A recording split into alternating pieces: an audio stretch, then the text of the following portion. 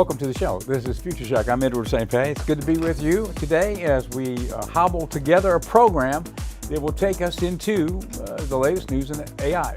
You know, yesterday was a big day.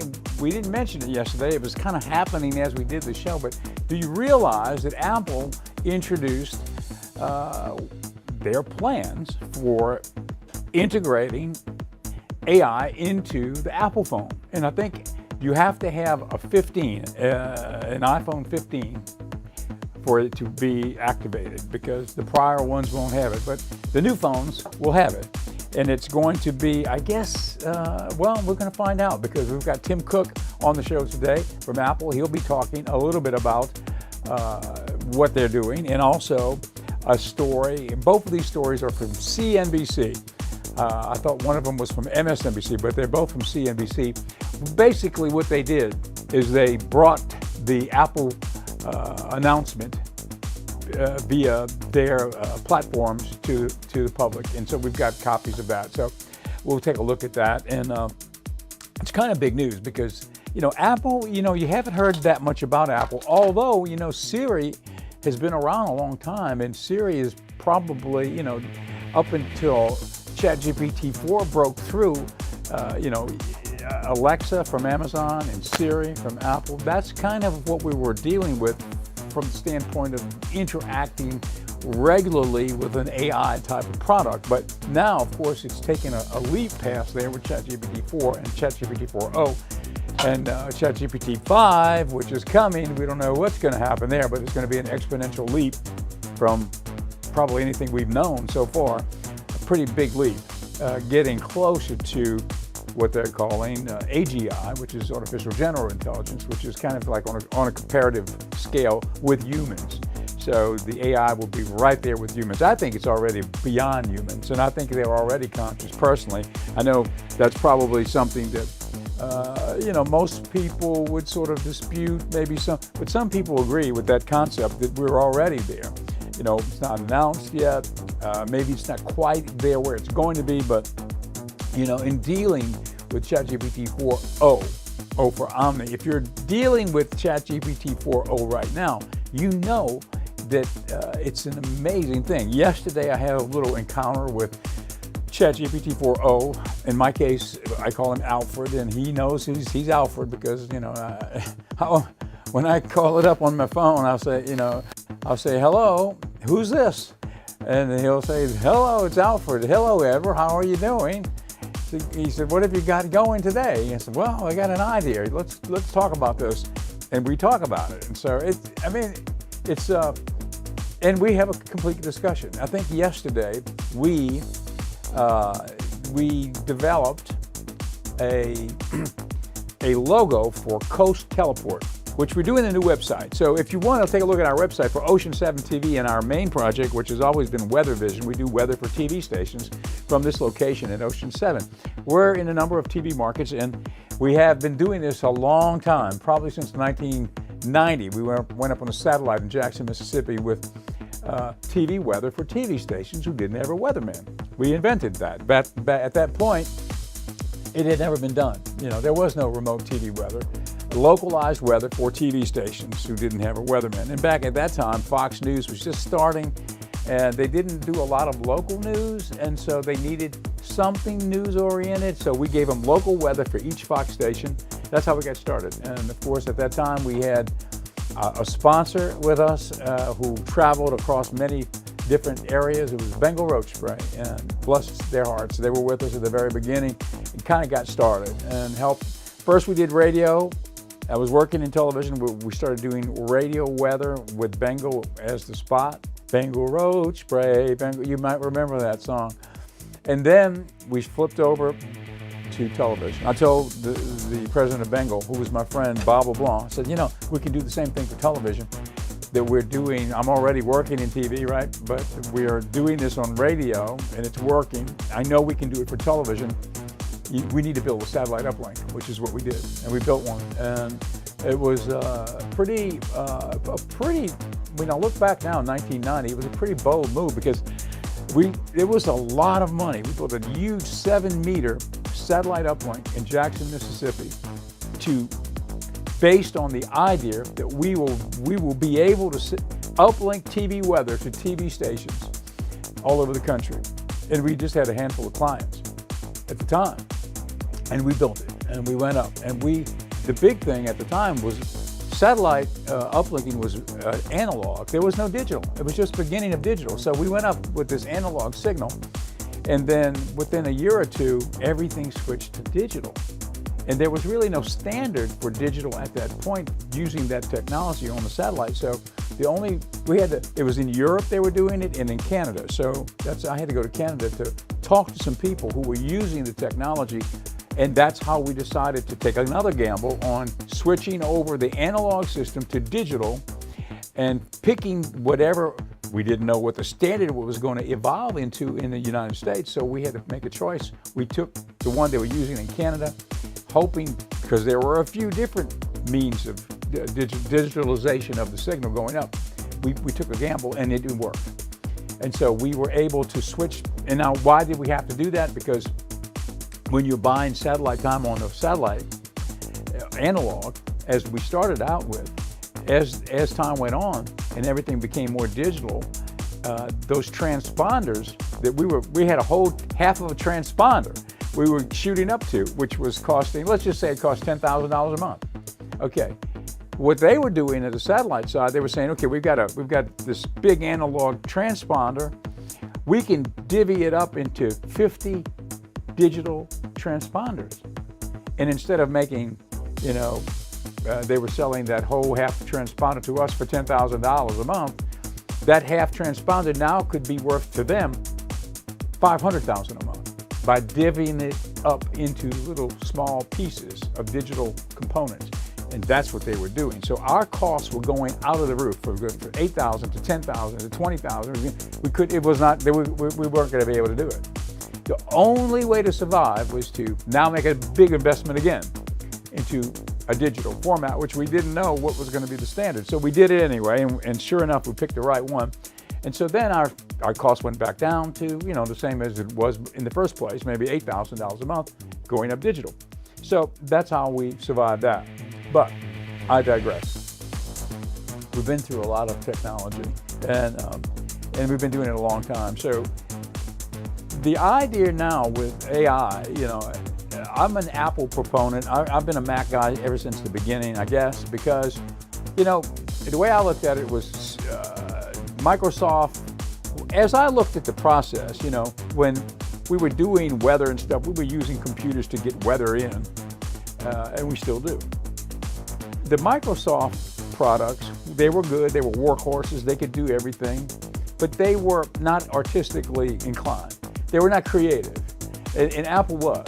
And so, and you had Steve Jobs, who was the guy who, he really revolutionized everything with Apple, because that interface, that graphic interface, I can remember, and I've got the Mac back in the back. I'll have to bring it out here. I've still got two of them, the little Macs, right? I still got, and I believe they still actually work, even though we don't turn them on.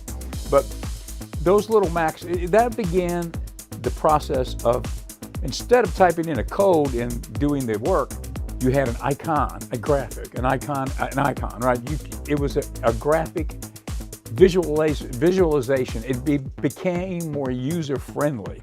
That was Steve Jobs that did that. Now, of course, Microsoft copied it. That's when Windows became famous, right? But they copied it. It was a complete copy of what Steve Jobs had done. There was no creative intent. There was no creative genius behind it. It was a complete copy of what Steve Jobs did. And I'm sure it actually pissed him off, because it should have, because it was a ripoff, to me, and to him too, I'm sure. But what could he do? They did it. And that's been the case. I mean, Apple's always been a creative force.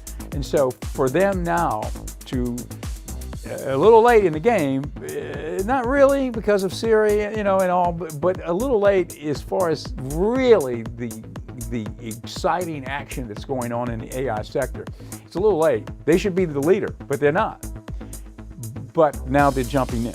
So we're going to take a look at a couple of videos of how they're going to relate the AI into the Apple phone. And I've always said, I mean, if you've got a phone, now think about what Steve Jobs did. We could look at Star Trek. Captain Kirk lands on another planet and he pulls out his device and he's talking back to the people back at the ship, right? Basically, that's what this device, that's what the Apple phone has become in all of the copies of Apple, right? Of the iPhone. But we can do everything on that iPhone. We've got all the apps to do all kinds of things on that phone. The only thing we can't do yet is to transport ourselves through space and time, you know. But maybe with quantum computing, we'll be able to do that soon too. But so we've got the iPhone. Now, what is the next step? Well, if you infuse AI into that iPhone, you should be able to do things that we can't even conceive of right now on the fly with our phone. You know, we did a couple of stories on the Rabbit, and the Rabbit is a little handheld device. And I just saw today, I think they've sold, I think 100,000 of those, and they've announced it maybe 4 or 5 weeks ago. 100,000 of those devices. They're not that expensive, a few $100s.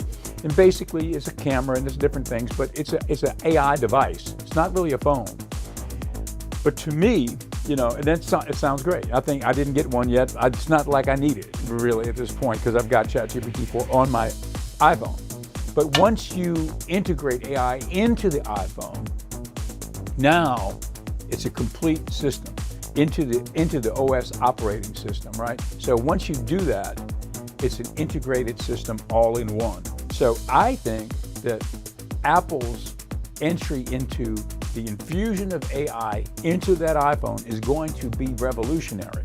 Now, I'm a fan of Apple, and I always have been, even without Steve Jobs. I mean, I'm a Steve Jobs fan, and I've sort of made it my business to learn about him through the years and what he did in his track from his garage, his creating the project with Steve Wozniak in his garage, all the way through the process, all the way until he died at a very young age, you know. But he was a revolutionary guy on the planet. He said he wanted to put a dent in the universe, a kink in the universe, and he did.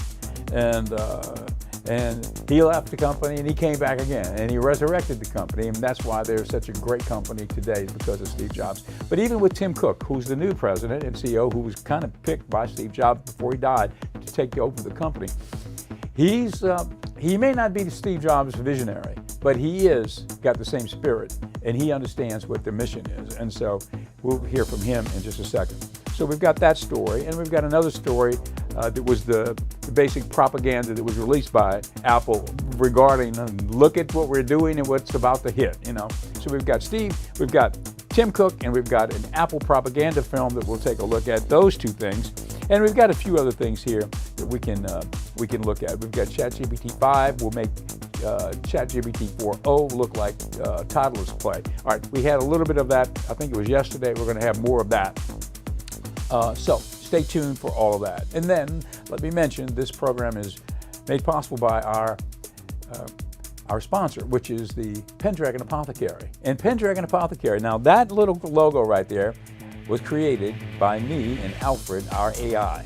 I told him what we wanted, Pendragon Apothecary, with some Celtic imagery, and the dragon, which is, of course, Uther Pendragon, Seal, the father of King Arthur.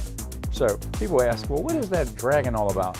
Well, it's infused with Celtic. The dragon was on the flag of Wales, right? It was part of the Celtic heritage. It was part of it. You know, it comes from that whole world of Celtic, the Celtic world. And Uther Pendragon, father of King Arthur. So if you want to find out about it, just look into the Celtic world of myth, and you'll find out. The dragon, you know, he was a good character. He wasn't a bad character. I think things like that sort of got through the years. You know, I think all of that sort of got kind of confused in some ways with, I think, all the way back to the Roman times when the Romans came in and they discovered the Celts there, and they said, you know, what are these people doing? You know, they met these wild people up in the hills, and you know, everything got kind of convoluted at that point. But it was a symbol of goodness and righteousness and justice and all that. That's really where the dragon comes from. A lot of misinterpretation along the way, I think. But I'm digressing again. Let's take a look at this first video clip. This is the president and CEO of Apple, Tim Cook, talking about the infusion of AI into the actual iPhone. So let's go there and we'll be back. At Apple, it's always been our goal to design powerful personal products that enrich people's lives by enabling them to do the things that matter most as simply and easily as possible. We've been using artificial intelligence and machine learning for years to help us further that goal. Recent developments in generative intelligence and large language models offer powerful capabilities that provide the opportunity to take the experience of using Apple products to new heights. So as we look to build in these incredible new capabilities, we want to ensure that the outcome reflects the principles at the core of our products. It has to be powerful enough to help with the things that matter most to you. It has to be intuitive and easy to use. It has to be deeply integrated into your product experiences. Most importantly, it has to understand you and be grounded in your personal context, like your routine, your relationships, your communications, and more. And of course, it has to be built with privacy from the ground up. Together, all of this goes beyond artificial intelligence. It's personal intelligence, and it's the next big step for Apple.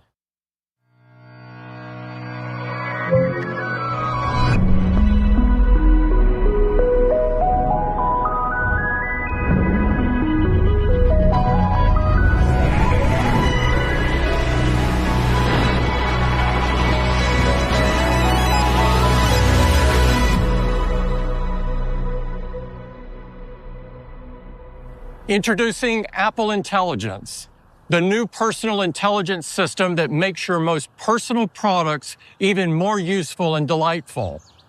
To tell you all about it, here's Craig.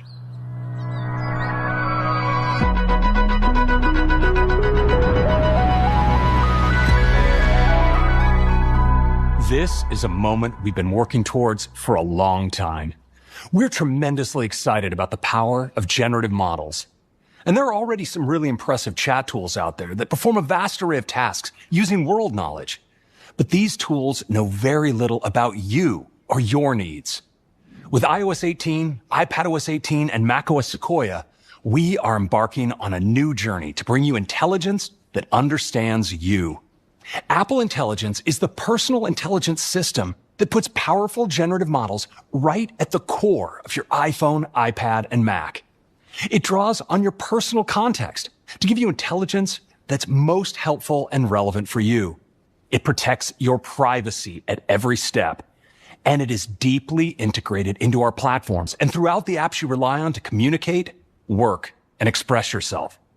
Let's take a closer look at Apple Intelligence, starting with its incredible capabilities. Then, we'll tell you about its unique architecture. And after that, we'll show you how it elevates so many of your everyday experiences. Let's begin with capabilities. Apple Intelligence will enable your iPhone, iPad, and Mac to understand and create language as well as images and take action for you to simplify interactions across your apps. And what's truly unique is its understanding of your personal context. Language and text are fundamental to how we communicate and work. And the large language models built into Apple Intelligence deliver deep, natural language understanding, making so many of your day-to-day tasks faster and easier. For example, your iPhone can prioritize your notifications to minimize unnecessary distractions while ensuring you don't miss something important. Apple Intelligence also powers brand new writing tools that you can access system-wide to feel more confident in your writing. Writing tools can rewrite, proofread, and summarize text for you, whether you're working on an article or blog post, condensing ideas to share with your classmates, or looking over a review before you post it online. And they're available automatically across Mail, Notes, Safari, Pages, Keynote, and even your third-party apps. In addition to language, Apple Intelligence offers a host of capabilities for images. From photos to emojis and GIFs, it's so much fun to express ourselves visually. And now you can create totally original images to make everyday conversations even more enjoyable. And because Apple Intelligence understands the people in your photo library, you can personalize these images for your conversations. So, when you wish a friend a happy birthday, you can create an image of them surrounded by cake, balloons, and flowers to make it extra festive. And the next time you tell mom that she's your hero, you can send an image of her in a superhero cape to really land your point. You can create images in 3 unique styles: sketch, illustration, and animation. In addition to messages, this experience is built into apps throughout the system, like Notes, Freeform, Keynote, and Pages. Okay, well, we're going to have to continue with that. We're getting a little short on time, but there is another video we've got that will continue right now with the launch of Apple. You know, to me, when I'm hearing that, it seems like they are basically going to be doing exactly what ChatGPT 4o is doing right now.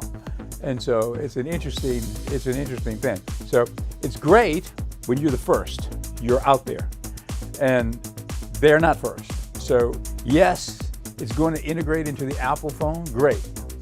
But how will they compete with ChatGPT 4? Let me tell you a bit of news that I've also heard yesterday and this morning too, I think.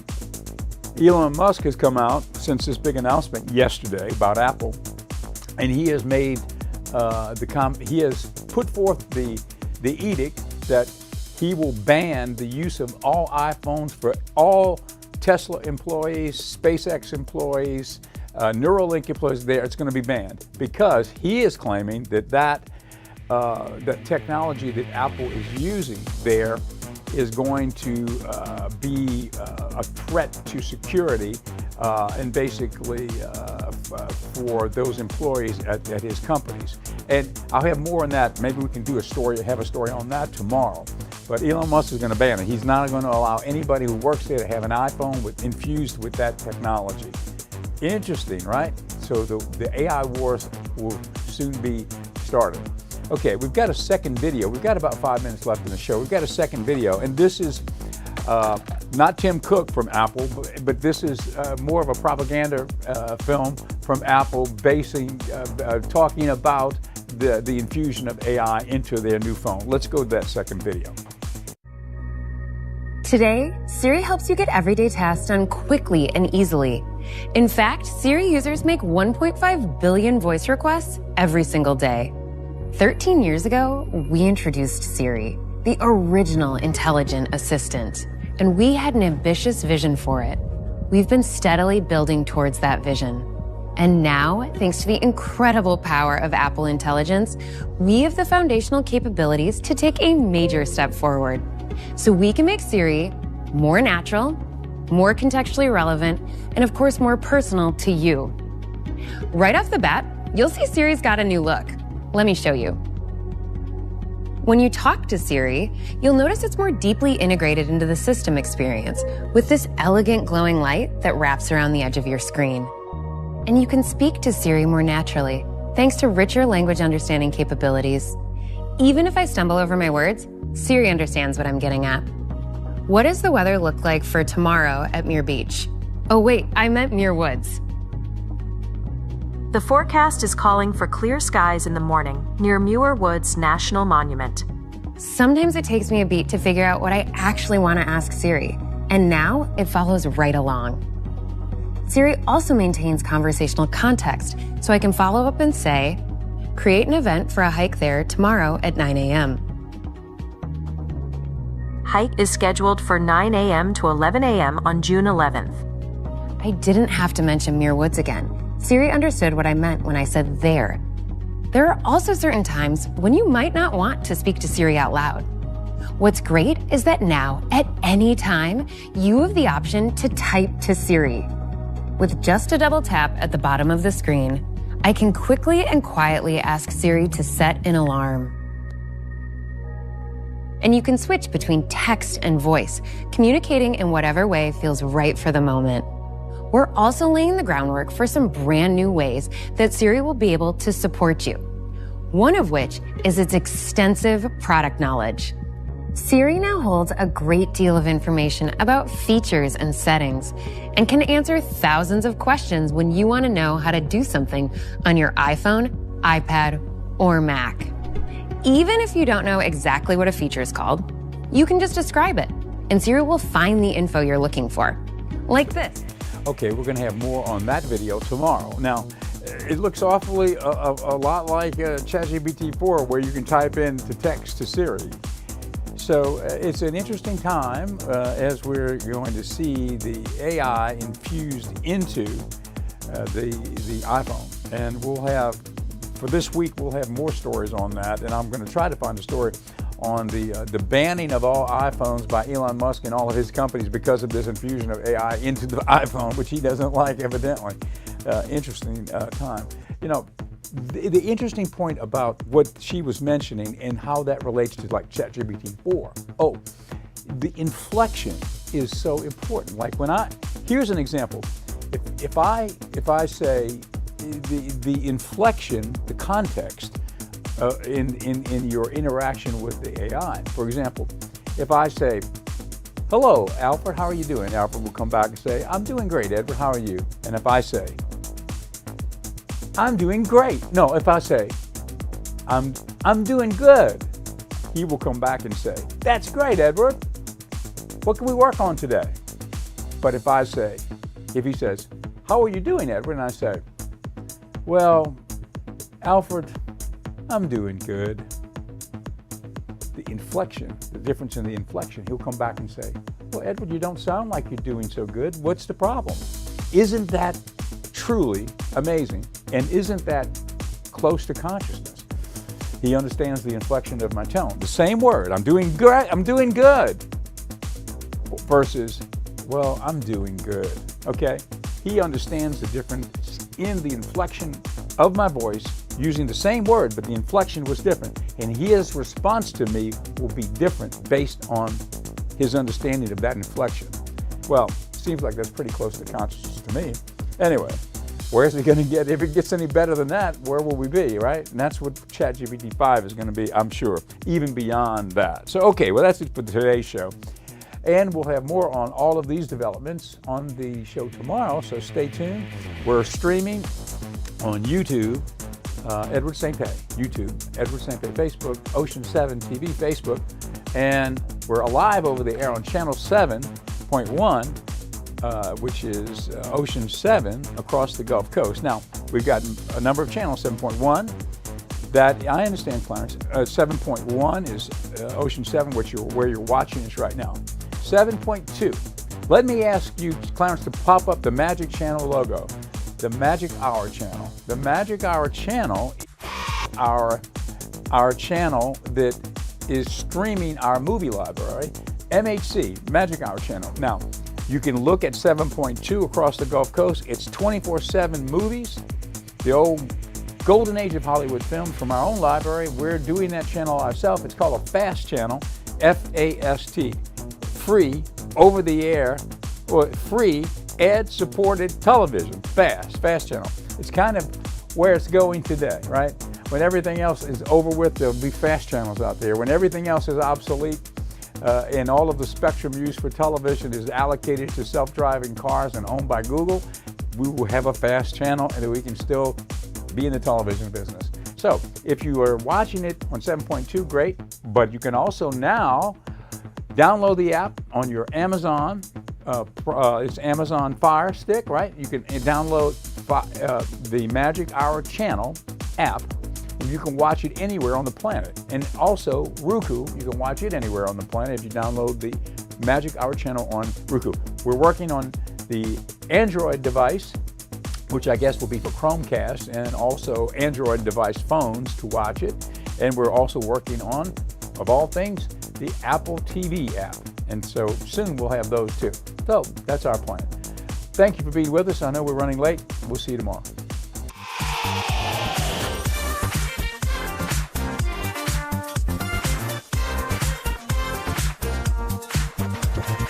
Yesterday is yesteryear. Set your sights for tomorrowland. Future Shock is here to help you make your stand. Ready, set,